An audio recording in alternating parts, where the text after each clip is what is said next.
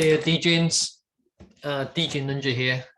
Today, I just want to share my life story with you guys. Not to show off or brag about my achievements, but to inspire other people out there, you know, average Joes just like myself, to make it in life and also to achieve great things. Even if you come from humble beginnings or don't have much to begin with. Life is what you make it. Remember that, okay? So I'll just go and tell my life story from beginning to now, what I went through, how I got to where I am now in terms of mindset and also in terms of achievements, things that I would have done differently. Find anything in this video is not to be considered as financial advice by any means or legal advice. This is just telling my story of what happened to me and how I learned from the school of hard knocks in life. So without further ado, I'll get straight into it. So I was born in Hong Kong in the 1980s. My family moved over to New Zealand in the 90s. I was 7 years of age when I moved to New Zealand as a young kid. So I had about 2 years of Chinese schooling, and then I moved over to Auckland, New Zealand, where my family made there our new home. So I went through school just like anyone else, and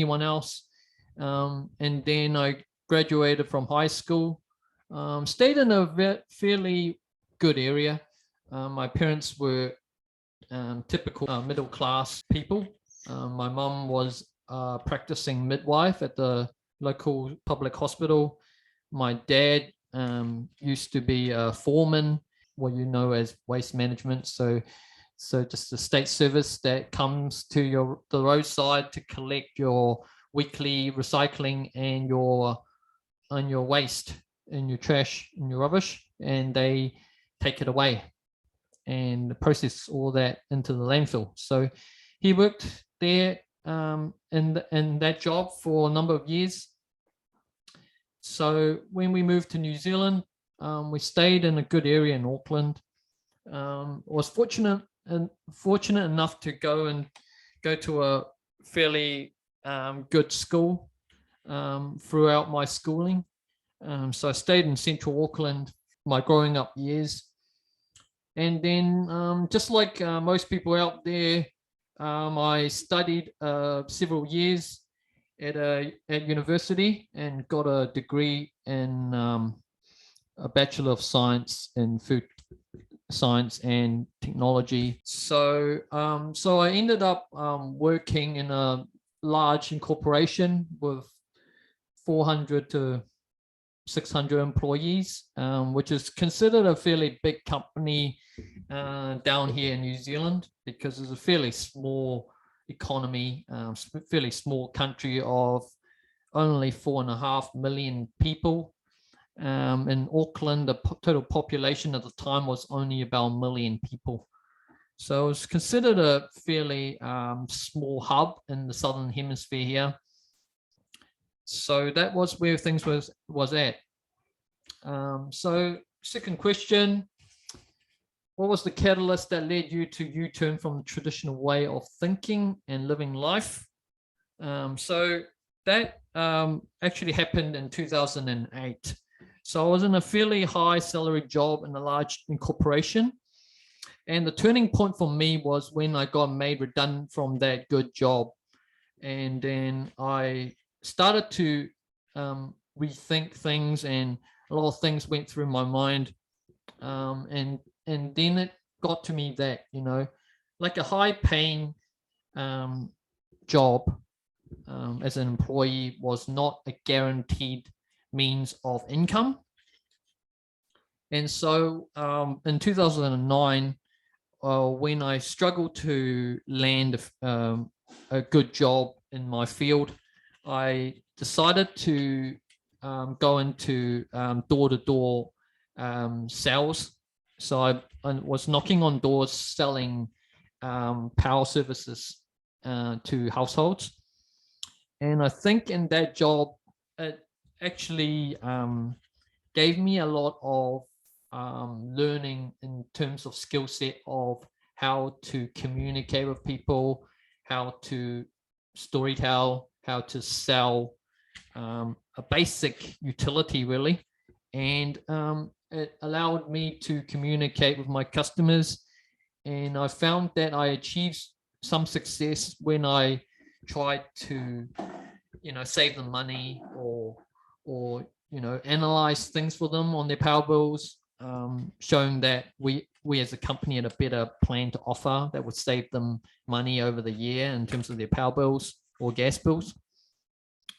And while I was at that job, it leads me to the third thing, I suppose, and that was actually finding a mentor.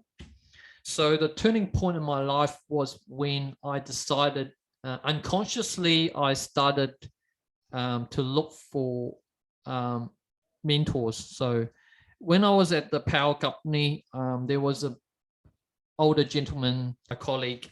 He was a stock trader. So he used to, during our work breaks, he used to pull out the newspaper, and he used to look down the stocks column, when we used to sit down for a cup of tea. And then I got quite curious as to, try and find out what he was doing, because I saw that he was looking at the stock market column. And he started to show me a few things about the stock market. And then I used to ask him a lot of questions and learn from him how he used to trade stocks.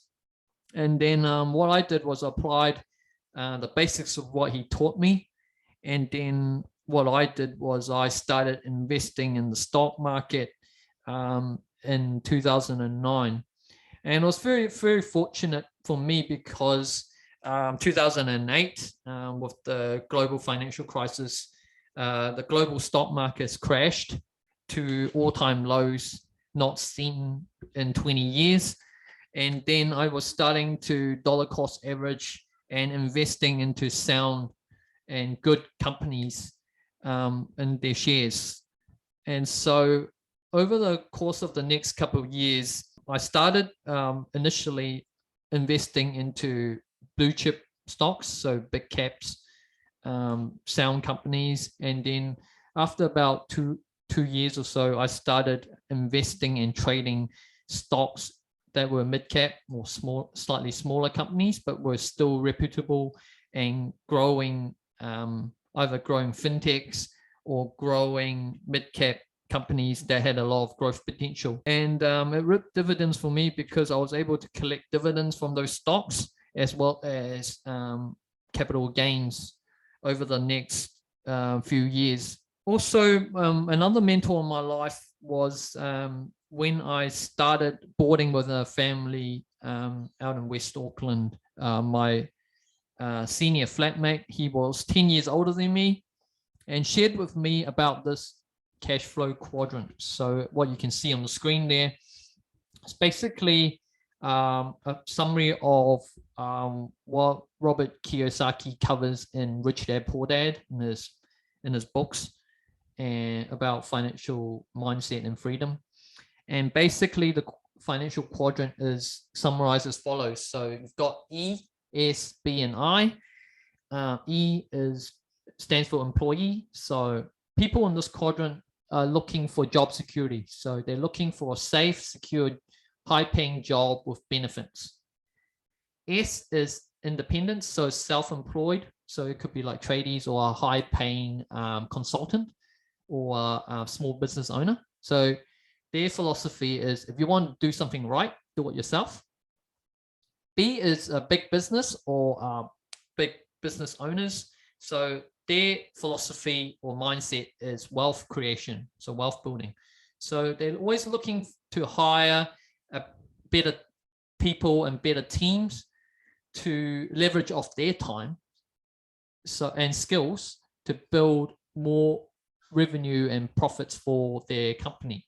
So allows them to free up their own time and to leverage on other people's time while they churn away and roll over the business turnover, so that they actually don't have to work, but they hire managers and staff to run their businesses for them. So an example would be like a Walmart or Amazon or Facebook, like a global company where they have systems in place to run teams and employees so that they are profitable. So I stands for investor, and their primary mindset is financial freedom. So what they look at is a ROI, or a return on investment, and they looking to invest their capital into companies or assets which give them a very mega return on their money, so, or on their capital. So that is the 4 different quadrants in the cash flow quadrant in a summary. And basically what I would have done different in life would have been to learn a high income skill outside of tertiary education. So something like coding or designing websites, sales skills, marketing skills. So multi-faceted skills, high earning skills that can give you a lot of opportunities as a freelancer rather than finding a traditional job as an employee. I would also think about learning trading financial markets. That's another high income skills, although it does entail a higher degree of risk. So I would, if I was to go back in time, I would get a mentor much sooner than I did, rather than trying to figure things out on my own. Because what happens is, if you try to learn it online for free, you end up paying your school fees when you make big mistakes in the financial markets, because that is the way you learn, and basically through mistakes. But you don't want to make big costly mistakes, because that's going to drive you back to the dark ages. Yeah, so that is the importance of finding a good mentor. So in 2012, we moved from Auckland down to a small rural town in the North Island of New Zealand. And initially I was to take up a supervisor's job at a water bottling plant in that small town. What was good times didn't last. There was a situation in the company. It was a fairly small company of about 10 to 20 employees. And basically what happened was a big export customer had to downsize on their orders due to a change in the situation and the brand of the bottled water wasn't selling very well in the States. So they had to downsize their orders. And so my shift ended up getting made redundant. So back in 2012, well, we were shopping at a small roadside dairy in a main street of town, and we were chatting to the boy that was working there in the shop. And over time we became very good friends, me and my wife and him. And he started sharing with us about the idea of running our own business, because he was saying, well, you know, like he was telling us that, you know, like the shop that he was running, like it looked like a very small corner dairy shop, and you didn't, as a outsider, you will have no idea how much money was turning over every week. And then when we found out the ins and outs of that business, we decided to look into it, because what the boy was telling us was that his boss was looking to sell the business. And at the time, we didn't have enough money to buy it outright. So we made some loans from friends, and also with the money that I made from my investments, we decided to talk to the boss about leasing the business from him. So we would pay him an X amount of money to lease the business for the year. And we would keep the profits of the remainder of the turnover that was remaining. So the boss said, okay. And so me and my wife took over the business in 2012 and we ran it for a year. Now, the business was profitable. We paid the other owner of the business an X amount per year as promised. And so that was the turning point as well in my life, where we decided to go into business and take some risk as an entrepreneur. Obviously, we never done business before, but because of that employee friend of ours in the shop, we were fairly confident of the business runnings and that it was profitable. As long as we put our effort and time into improving the business, it would be profitable for us to make our money back. And so we did. So at the time, a lot of our family and friends in Auckland were against the idea. Obviously, a lot of those people were employees. They had never ran a business before. Even friends that have run small businesses, so fellow friends that were running businesses also at the time advised caution, because they thought that perhaps, you got to watch out for scams, and also, what if, this turns to custard, wouldn't it be better to find another high-paying job and be guaranteed X number of dollars per week? But we decided against that because we felt that we needed to step into the S quadrant to have a go in life. We didn't have a lot at the time, so it was sort of a make or break. We didn't have a lot to lose. The worst scenario that could have happened would have been to, just lose what we had in the business and start over from scratch. But the fact that we didn't have a lot to play with made us more determined to succeed in some ways. And so we got it going from the ground up with fairly low capital. To this day, we are still quite grateful for the friends that we borrowed money from at the time to make it work, and to have that faith in us, because we hadn't been in business before, and so they were going in good faith that they trusted our integrity and our character, and thankfully we were able to repay them 1 year, which was really good. So we were profitable at the end of that 1 year, and we continued to be profitable.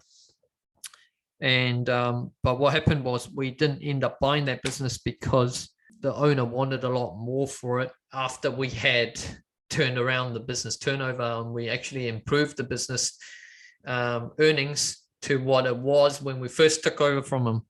So we felt that he was asking a bit too much for the small town business, and the fact that running a corner dairy, we felt that it was too time consuming on our time, because we couldn't really take much time off running the business 6.5 days a week.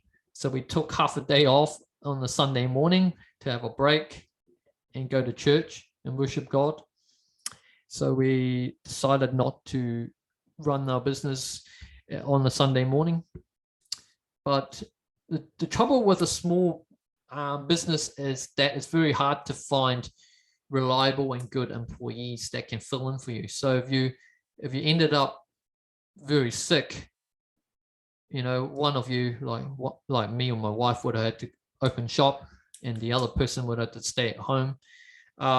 It's very time and person intensive, because in a small business you can't really leverage off other people in terms of time and reliability. So that was the main drawback of running a small business. So in this regard, for number 5, I would say don't listen to trolls. There are people in life that will always give you nah, no, don't do it. Don't listen to bad advice. So I think when you're taking advice from people, you got to look at who's giving the advice. So obviously the advice will weigh a lot more if the person's achieved something in life. So people that you should take advice from, or at least listen carefully, would be mentor-like figures that have succeeded in life, that have done it and shown proof of what they've achieved. People in your peers, you should listen to what they have to say, but if their achievements are ordinary, just take it with a pinch of salt. Don't take it to heart about negative opinions or negative feedback on certain things, because you're always going to find people that won't agree with what you set up to achieve, but they don't understand because they haven't done it, right? So don't take it to heart too much. Surround yourself with friends that have a positive mindset. Distance yourself from trolls or negative people, because over time they'll drag you down. So there's a saying that goes, like surround yourself with like-minded people because you'll become more like them. So if you surround yourself with negative people or people that don't succeed in life, chances are you'll end up similar to them. So if you start with little, obviously this isn't financial advice, but you need to have more of a risk appetite if you want to succeed. And that determines how serious you're about in succeeding. So the average financial advice that people would give would be to dollar cost average into the S&P 500 index, blue chip stocks for the long term, and earn yourself 10 to 15% per year average returns. And that's great advice if you want to be just ordinary, like if you just want to stay in your job and just make a fairly good return, but with very little risk. But if you want to achieve great returns, and if you want to speed up your financial freedom, your road to financial freedom, you really need to consider having a more growth-orientated portfolio. So for myself, obviously, if you're a millennial, chances are you've already been priced out of the housing market. And property is good for gains, long-term capital gains. But if you don't have a deposit, that becomes a big factor in whether you can get into the housing market. So I would start with stocks and crypto. Now, this isn't financial advice. This is just what I would do if I was start from scratch again. Have a more growth-oriented portfolio. So I would have a higher allocation to crypto than stocks. But obviously, when I first started out back in 2009, crypto was in its very infancy. So Bitcoin had only just been created back then. But now there's more opportunities in crypto than there are in stocks. For a more balanced portfolio, what I would do is have 50% in Bitcoin and Ethereum. I would park about 30% of my portfolio in stable coins, so crypto USDs.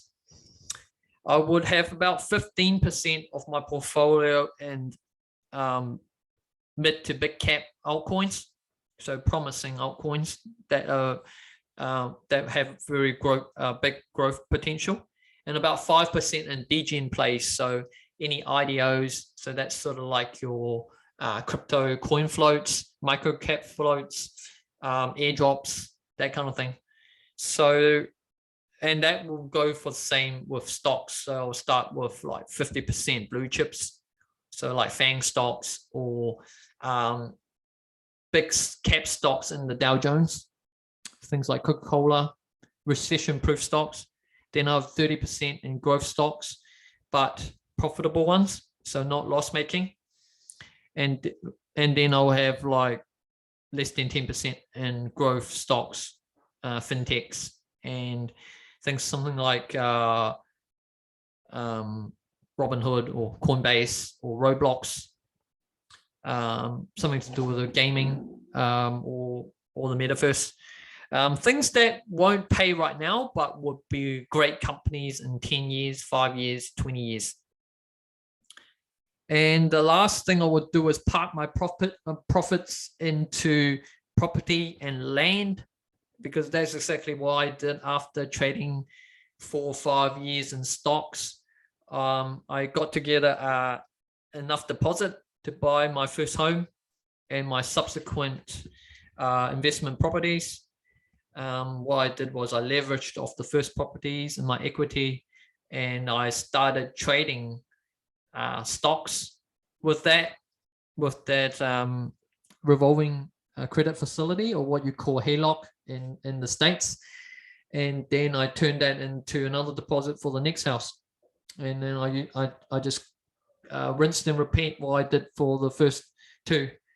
And so that was how I generated more cash flow and more capital to fuel my investments. So number 6, general tips or suggestions. Yes. So that what I just talked about before, parking profits into land and property.